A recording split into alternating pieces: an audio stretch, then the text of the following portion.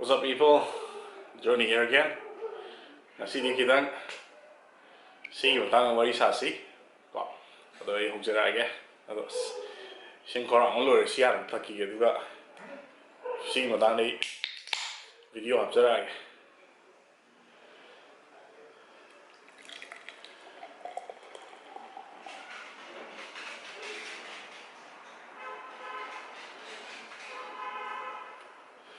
Ngasi di alcohol mukbang, beer mukbang toge.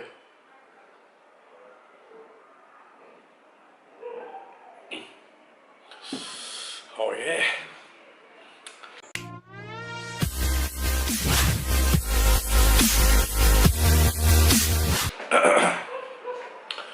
Alright. Ngasi di interesting ba video manamjarak ya. Ako'y Manipur da alcohol se phangdabra aduga dry state originally marangino dry state originally kanabra aduga kanadabra hadi matangda discussion kitang amo tawsi ko adu mayam video se hotring like subscribe to biramo aduga hosing jara video se ai thai se tubok ni aduga thaki gam haw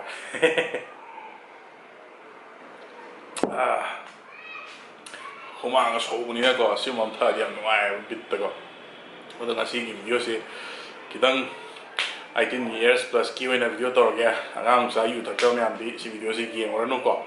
ai ngwa mo ai video de yeng ga ma taw ta mi ne nang thakalak ka ma yong dong tai na kan ayan ai jo ga 18 years ki plus ti legal ore an yeng wa ya video se ko video se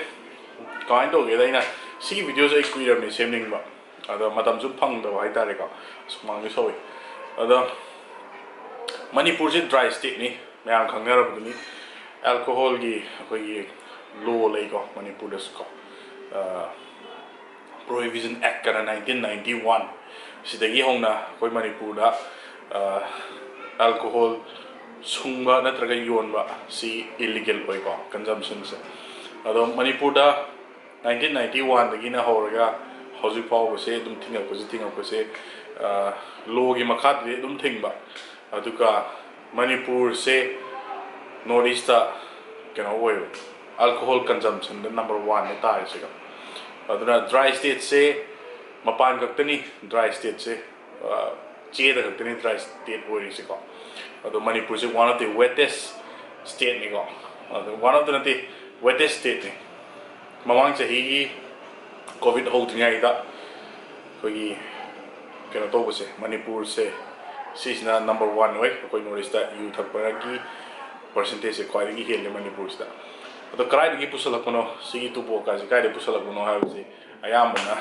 Myanmar ong gi loi por pa ka ni ado kamaina por e habuti akoi gi khangdre ju ta senga yamna detail na li ra kom se kana di yam khangna ro wari nga tani Manipur da more line chatpada adum check ani toi ko army na si la la dum por ini ko tu boxe aduna ai nak tu dum yore aduna ai nak tu yora ga di Manipur ki program yam su loi na mo kim yoro mani ada Manipur da dry state oi ba hai ji paper do oi ni adu ta singna mafam khudingi loi phangi ko local la ko rice wine koi rice ki alcoholic beverages me am koi local yu hai ne ri se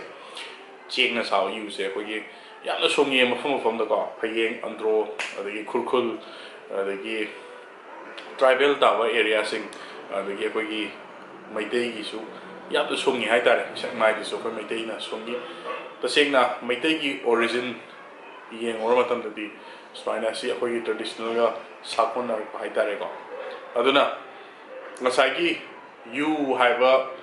se Manipur da traditional or panina thing muje sunya yaroi adi ngasagi alcohol prohibition act ana hai se kamai to ge da khogi ibo bi sarkar congress sarkar pali ngai matam su review to raga outside the thadok gi plan da ngasagi prohibition act kitang da kaya dare modify to raga pulap alcohol se pulap prohibition act se Manipur pura legal oi hai mak natraga su mapal lamda thadokpa yabagi kitang provision ama leigi ado adum akoigi private sarkar haitare ko akoigi organization private organization mayam sina kra thingi ba haitare ko kra kai tare makoigi view di kyeng ko matam di kamain to ke da Manipur da tasegna hana dagi songna terrorism gi yana leibani na ngasagi alcohol sina mu legalize oi taragadi ngasagi crime rate yam hingat kani habagi makoigi ama point ama lei ko adu ju phajai poje aduga amuk group amarong kanggu sina amuk legalize ohensi haiba ko makoina isna tasegna revenue ju generate oraga chakut palam ama oina ba haibai wan ko adu asing bai haragadi aisu legalize ohenjaningi aisu hojik thai ko support torini sisu ko use khoi legalize to honji haibana haijarini ngasagi legalize to honji na haijeri se kamai to ke da ngasagi you se hojik thing ba sungam ngamaroi keno to lekai kuding yeng yu adum yu yonba mi amadi dum compulsory le ramani lekai kuding akhoi lekai disu le akhoi hek soro wang de lekai ram phagi de lekai na ju phadi kari no ha ge lekai mi su yo thak pa da ko aduga adum atopa singjamai area da yemu mayam le yu yonbam jaga mayam le adum khoi police na dum hapta lowi adum karam phade ko adum phaba su yoy mar marakta adu phadam na nami ayamana lekai na su dum yaba kamai to ino khangde si se ado aduna ta segna thingmang ngamor do pot si di ta segna legalize ko han biu hajabne si is na kai no har matam da Karnataka se India da Bangalore se ko India da kwai alcohol consumption da kwai top time khoi na ado Karnataka government na makhoi gi revenue se 22,000 crores revenue generate to alcohol da ko ado generator ko se kamai to ge da ngasagi sigi sina atopa chokut khongthang gi da mayam ma siji na be Manipur gi da su khoi gi local gi da employment generate na mayam to be rice wine have rice ki alcoholic beverage mapalam gi da for example Japan gi sake is worldwide famous oi ko khoi je rice wine ni chama ni Manipur gi fermented rice na same bani rice ki khoi sake ai je si ya no maming chatli ko sumain to roga khoi gi Manipur gi su khoi gi phayeng gi andro gi mayam si su maming ama pa cha ma tholaga atingba ayai ba du mayam leidna ko khoi Manipur gi sigi mayam se sing ma phajaba khoi gi indigenous ro maming ama thola worldwide ta khangan ji sini dai hai je ning ai je alcoholic na te ko sing ai yu su to thakte thak pasu akhoi gi yam kana pambo oi de aduga isani sa control to thai ai na ngasi beer thai je hi ama ki madung do ngani ngasi thai se adu ta sing ai yam kana pam na thau su na chete ta sing kya ta ki nang ai onda videos gi matung ina ai chana ba ai ngasi gi si to jara pani ko aduga ai regular nine na thap su na chete yum de stock to tham su na ti hoi lei manap sing khar lei kong hoi adum stock ina to su lei adu stock to jara ga su ta sing mo khoi su imana sing mo occasion da sum pe kamani sum thapoi wan ta sing na yu ngau da drunk yard am ta yok de ai imana sing ko yam standard lei na thap ngak tani adu maina to bo ke su kai de si alcohol hai si di adum akhoi gi lifestyle dum thakon na thro bne si je na thing mo ba ke su ya ri hai be wan da ta sing na hoi yam na alcoholic oi be mayam lei adu di makhoi di thing mo kana roi akhoi na use akhoi na legalize illegal oiraga su makhoi dum ngor dum lei ram ju dum lei na tra legalize or su makhoi dum hane hamo dum lei ne makhoi di sem tu ko su ya roi adu da asagi akhoi na use legalize hek wer ko matam da yu thakoi chang yam hek lakani he hoi heng lakani hoi phangam do project phangak pa se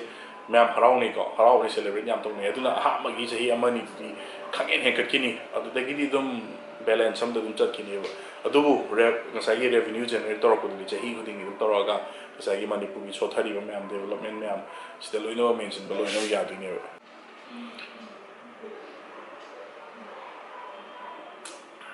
Saudi होय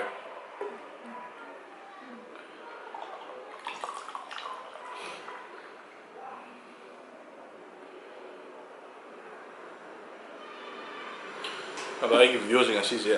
alcohol gi mukbang su tum tore si beer mukbang ko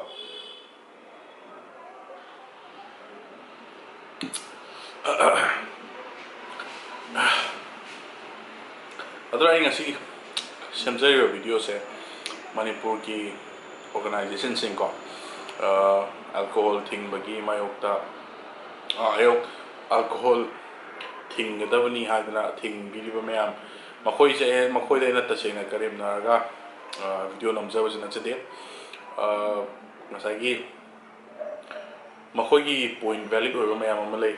ꯑꯗꯨꯒ ꯑꯩꯅ ꯉꯁꯤ compare ꯇꯧꯖꯕꯅꯤ ꯊꯤꯡꯕꯁꯤꯅ ꯐꯕ꯭ꯔꯥ ꯊꯤꯡꯗꯕꯅ ꯐꯕ꯭ꯔꯥ ꯍꯥꯏꯕꯗ ꯑꯩ ꯄꯕ꯭ꯂꯤꯛꯇ ꯑꯣꯏꯅ ꯄꯕ꯭ꯂꯤꯛꯇ ꯑꯣꯏꯅ ꯀꯃꯦꯟꯇ ꯑꯣꯏꯅ ꯍꯥꯏꯕꯤꯔꯛꯑꯣ ꯍꯥꯏꯇꯥꯔꯦꯀꯣ ꯍꯥꯏꯐꯦꯠ ꯚꯣꯇꯤꯡꯒꯤ ꯇꯥꯏꯞꯇ ꯑꯣꯏꯅ ꯁꯨꯝ ꯇꯧꯖꯩ ꯗꯤꯁꯀꯁꯟ ꯑꯣꯏꯅ ꯇꯧꯕꯒꯤ ꯋꯥꯅꯤ ꯉꯁꯥꯏꯒꯤ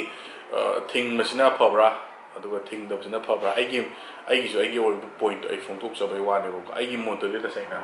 ꯂꯤꯒꯦꯂꯥꯏꯁꯁꯦ ꯑꯣꯏꯍꯟꯅꯤꯡꯉꯦꯕ ꯏꯟꯗꯤꯌꯥꯗ ꯍꯧꯖꯤꯛ kaya tawrisi kari alcohol gi dry state oise state mari ramanga adu khakta ngairabni Gujarat sima thingi Gujarat kai no ni sai Gandhi gi mapok magi birthplace oibni na sai yamna adu gi no thingi ko adagi atopa kai thingi akogi adai gi kesu thing ramale Kerala ji khra thingamber karam dawni lam atai khra thing mane ahom mari thing mane wa adu kyan thing mo khang de ko Manipur su yaure thing mada ado thing base taseng na kana da brana khali kai no si kisna legalize or ko matum da koi andro da dagi phaying da koi gi yu koi traditional oina songi ko traditional songi song masing asai gi si sina mapalam de export to su kai de na khali kitang ka tare processing do kitang akoina manufacturing tawraga kitang equipment fazana hapaga fazana fesai ga lodna kota tawraga fazana scientific or mong fazana tawiraga bottling na tawraga di ko international thaba du yaga du tasingna business entrepreneur amarongi yenga ko matamda ka sagi ko Japan gi sake Korea gi soju ga na haiba leidna ko simba mayam leidigi ko gi rice wine min chat mayam leidigi ko internationally ko ne claim tawraga ga sagi Manipur gi su to honjadingi haita you think maseta sengna ngamni ha basu ai tasengna thajate hojik maksu dum tasengna you thingi di ha duga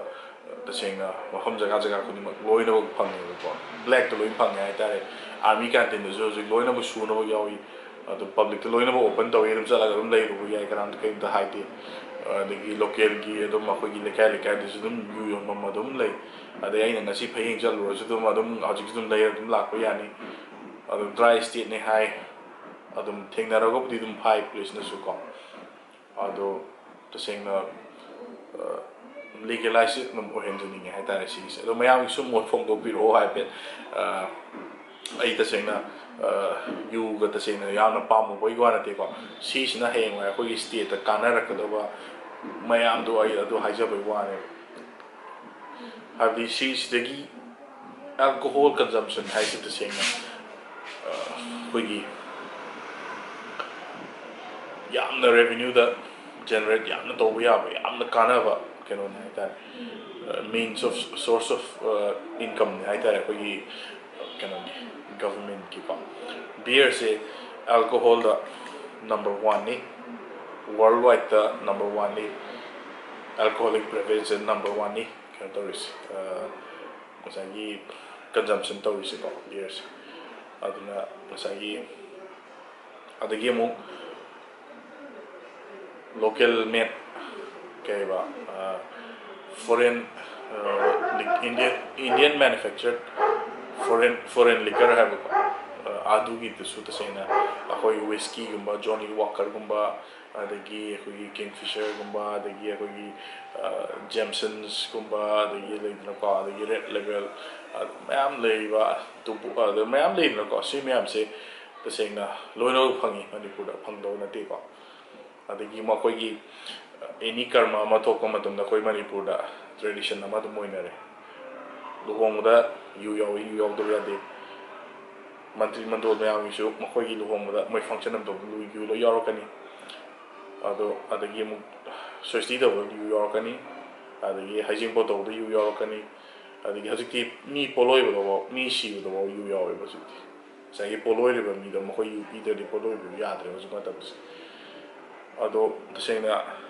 ꯏꯔꯥꯏ ꯂꯥꯏꯅ ꯑꯗꯨꯝ ꯐꯪꯕꯒꯤꯅꯦꯕ ꯃꯅꯤꯄꯨꯔꯗ ꯑꯗꯣ ꯃꯌꯥꯝꯒꯤꯁꯨ ꯃꯣꯠ ꯐꯣꯡꯗꯣꯛꯄꯤꯔꯛꯎ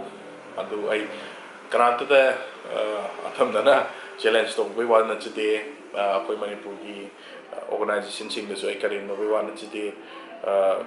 ꯀꯥꯟꯅꯕ ꯀꯥꯟꯅꯗꯕꯗꯣ ꯃꯌꯥꯝ ꯁꯨꯝ discussion ꯑꯣꯏꯅ ꯁꯨꯝ ꯇꯧꯅꯕꯩ ꯋꯥꯅꯤ ꯑꯗꯣ ꯑꯩꯒꯤ ꯃꯣꯠꯇꯗꯤ ꯇꯁꯦꯡꯅ ꯂꯤꯒꯦꯂꯥꯏꯁ ꯑꯣꯏꯕꯁꯤꯅ ꯍꯌꯦꯡꯋꯥꯏꯐꯥꯎꯗ ꯑꯗꯨꯝ ꯀꯥꯟꯅꯔꯛꯀꯗ꯭ꯔꯥꯅ ꯈꯜꯂꯤꯀꯣ ꯍꯣꯏ ꯑꯍꯥꯟꯕꯒꯤ ꯑꯣꯏꯅꯗꯤ ꯈꯤꯇꯪ ꯌꯨ ꯊꯛꯄꯒꯤ ꯆꯥꯡꯁꯤ ꯈꯪꯍꯦꯟ ꯍꯦꯟꯒꯠꯂꯛꯀꯅꯤ ꯑꯗꯨꯕꯨ ꯆꯍꯤ ꯑꯃꯅꯤ ꯂꯩꯔꯒꯗꯤ ꯑꯗꯨꯝ ꯍꯥꯟꯅꯒꯤ ꯂꯦꯚꯦꯜꯗ ꯑꯗꯨꯝ ꯂꯩꯒꯅꯤ ꯃꯅꯤꯄꯨꯔꯗꯁꯨ ꯍꯥꯟꯅ ꯌꯨ ꯐꯪꯉꯝꯃꯦ 1991ꯒꯤ ꯃꯃꯥꯡꯗꯀꯣ ꯑꯩꯈꯣꯏꯒꯤ ꯔꯤꯂꯦꯇꯤꯚꯁꯤꯡ ꯑꯩꯈꯣꯏ ꯑꯕꯣꯏ ꯑꯩꯈꯣꯏꯒꯤ ꯏꯃꯥꯒꯤ ꯃꯄꯥꯍꯣꯏ ꯃꯣꯏ ꯇꯁꯦꯡꯅ ꯃꯈꯣꯏꯁꯨ ꯌꯨ ꯂꯤꯀꯔ ꯀꯔꯕꯥꯔ ꯇꯧꯔꯝꯃꯦꯕꯀꯣ ꯑꯗꯒꯤꯗꯤ ꯏꯂꯤꯒꯦꯜ ꯑꯣꯏꯔꯛꯄꯗꯒꯤꯗꯤ ꯄ꯭ꯔꯣꯍꯤꯕꯤꯁꯟ ꯑꯦꯛ ꯊꯣꯛꯄꯗꯒꯤꯗꯤ ꯑꯗꯨꯝ ꯇꯣꯛꯈ꯭ꯔꯦꯕ ꯊꯥꯏꯅ ꯌꯨꯁꯦ ꯀꯃꯥꯏꯅ ꯇꯧꯒꯦꯗ ꯑꯩꯈꯣꯏꯒꯤ ꯋꯤꯁꯀꯤꯒꯤ ꯃꯈꯥ ꯑꯩꯈꯣꯏꯒꯤ ꯀꯩꯅꯣꯗꯣ ꯄ꯭ꯂꯦꯠ ꯑꯗꯨꯒꯁꯦ ꯑꯩꯈꯣꯏ ꯐ꯭ꯔꯤꯗ ꯌꯥꯝ ꯂꯧꯔꯛꯑꯝꯃꯦ ꯊꯥꯏꯅ ꯑꯩꯈꯣꯏ ꯄꯤꯉꯩꯗ ꯑꯗꯣ ꯍꯧꯖꯤꯛꯇꯤ ꯑꯗꯨꯝ ꯌꯥꯈꯤꯗ꯭ꯔꯦꯅꯀꯣ ꯌꯨꯒꯤ ꯂꯥꯏꯁꯦꯟꯁꯁꯤ ꯄꯤꯔꯝꯃꯦ ꯍꯥꯏꯇꯥꯔꯦ ꯃꯇꯝ ꯑꯃꯗ ꯑꯗꯣ ꯍꯧꯖꯤꯛꯇꯤ ꯂꯩꯇ꯭ꯔꯦ ꯑꯗꯣ ꯃꯌꯥꯝꯒꯤꯁꯨ ꯃꯣꯠꯇꯣ ꯐꯣꯡꯗꯣꯛꯄꯤꯔꯛꯑꯣ ꯑꯩꯒꯤ ꯃꯣꯠꯅꯦ ꯉꯁꯤ ꯐꯣꯡꯗꯣꯛꯆꯔꯤꯁꯦ ꯑꯗꯣ ꯑꯩ ꯇꯁꯦꯡꯅ ꯌꯥꯝ ꯀꯟꯅ ꯊꯛꯆꯕ ꯅꯠꯆꯗꯦ ꯑꯗꯣ ꯄꯥꯔꯇꯤ ꯇꯧꯔꯀꯥꯟꯗ ꯑꯃꯨꯛ ꯃꯣꯏꯁꯨ ꯑꯗꯨꯝ ꯊꯛꯏꯀꯣ ꯎꯄꯥꯏ ꯂꯩꯇꯦ ꯑꯗꯨꯅ ꯃꯌꯥꯝꯁꯨ ꯑꯗꯨꯝ ꯊꯛꯄꯤꯔꯝꯒꯅꯤꯅ ꯈꯜꯂꯤ ꯑꯗꯣ ꯑꯗꯨꯝ ꯃꯣꯠ ꯐꯣꯡꯗꯣꯛꯄꯤꯔꯛꯎ ꯇꯁꯦꯡꯅ ꯌꯨꯁꯦ ꯑꯩꯒꯤ ꯃꯣꯠꯇꯗꯤ ꯌꯨ ꯂꯤꯒꯦꯂꯥꯏꯁ ꯇꯧꯕꯁꯤꯅ ꯑꯗꯨꯝ ꯍꯌꯦꯡꯋꯥꯏꯐꯥꯎ ꯑꯗꯨꯝ ꯑꯩꯈꯣꯏꯒꯤ ꯃꯅꯤꯄꯨꯔꯒꯤ ꯔꯦꯚꯤꯅ꯭ꯌꯨ ꯌꯥꯝꯅ ꯖꯦꯅꯔꯦꯠ ꯇꯧꯒꯅꯤꯅ ꯍꯥꯏꯖꯅꯤꯡꯉꯤ ꯑꯗꯣ ꯂꯣꯏꯁꯤꯟꯖꯔꯒꯦ ꯉꯁꯤꯒꯤ ꯚꯤꯗꯤꯑꯣꯁꯦ ꯕꯥꯏ ꯕꯥꯏ ꯆꯤꯌꯔꯁ